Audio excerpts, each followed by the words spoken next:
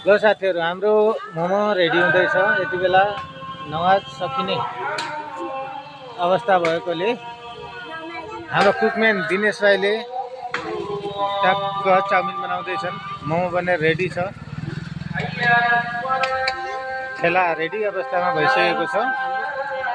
अबको यो नमाज सकिने बित्तिकै हामीले यसरी न भिडियो बनाउने टाइम पाउँछौँ न बोल्ने फुर्सद हुन्छ। कसैको फोन आयो भने पनि उठाउन पाउँदैन, त्यस्तो भिड हुन्छ। बिस्तारै बिस्तारै मान्छेहरू यहाँ जम्मा हुँदैछन्। यति बेला रोजाको कारणले खासै मान्छेहरू छैनन्। अहिले रोजा सकिने बित्तिकै यहाँ दुवैजनालाई भ्याइ नभ्याइ हुन्छ, एकछिन 1 घन्टा जति। त्यसपछि सबै मान्छेहरू आफ्नो आफ्नो घरतिर लाग्छन्।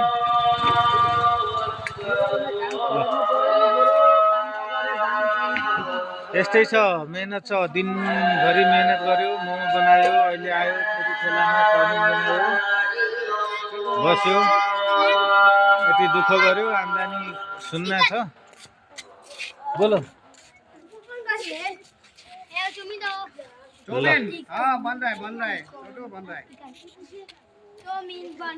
यत्रो मेहनत गरेर हामीले momo, chowmein, Manchurian, chicken rice, lollipop, चाइनिजको हरेक आइटम बेच्न सुरु गरेका छौँ।